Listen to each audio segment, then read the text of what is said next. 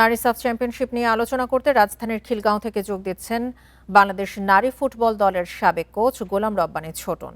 জনাব গোলাম রব্বানী ছোটন, আপনাকে স্বাগত জানাচ্ছি বিরতিহীন ইন্ডিপেন্ডেন্ট সংবাদে। ছুঁই ছুঁই করে অবশেষে আর শিরোপাটা অধরাই রয়ে গেল এবারের মতো। সেক্ষেত্রে একটু জানতে চাই, ভারত গোল করতে পেরেছে আর বাংলাদেশ গোল করতে পারেনি, পার্থক্য কি এখানেই শুধু? আপনাকে ধন্যবাদ এবং ইন্ডিপেন্ডেন্স সকল দর্শকদেরকে আমি শুভেচ্ছা জানাচ্ছি। আমাদের মেয়েরা আপনার এই টুর্নামেন্টে যতগুলা খেলা খেলেছে তার থেকে আজকে তারা খুব ভালো শুরু করেছিল এবং গোল কনসিড করার পরেও তারা খুব তাড়াতাড়ি খেলায় ফিরে আসে গোল করে। কিন্তু সমস্যা হয়েছে যে দ্বিতীয় হাফে আর্লি গোল খাওয়াতেই এখানে একটা ছন্দপতন আসলে দেখা দেয়। তারপরে মেয়েরা তাদের সর্বোচ্চ চেষ্টা করেছে। বাংলাদেশের গোলকিপার নাকি ডিফেন্স, কোথায় আসলে ঘাটতিটা বেশি ছিল বলে আপনার মনে হয়েছে? মেয়েরা আপনার সর্বোচ্চ চেষ্টা করছে। এখানে জানেন যে আপনার গত দুইটা সাপে যে দলটা খেলেছে এখানে আপনার অনেক দিন যাবত আপনার একসাথে থাকার পরেই দুইটা টিম আপনার খেলেছিল।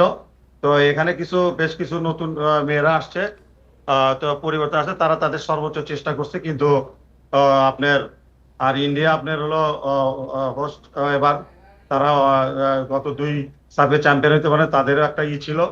তো সবকিছু মিলাই আসলে আমাদের এবার যে অনেক নতুন প্লেয়াররা আসছে তারা তাদের সর্বোচ্চ চেষ্টা করছে, কিন্তু তাদের আহ, যে আপনার আরো শক্তিমত্তার যে ওখানে আমাদের একটু ছিল। সেক্ষেত্রে একটু জানতে চাই যে আমাদের মেয়েরা যে খেলেছে আজকে, ভারতের নারী দল উন্নতি করেছে নাকি বাংলাদেশের নারী দলের অবনতি হয়েছে? আজকের খেলা দেখে আপনি কি বলবেন? না, আমি বলবো যে আমাদের মেয়েরা আপনার টুর্নামেন্টে যদি নেপালের সাথে খেলা দেখেন, নেপালও অনেক ভালো দল। তাদের সাথে আপনার দুর্দান্ত পারফরমেন্স করেই আপনার ফাইনালে উঠে আসছে।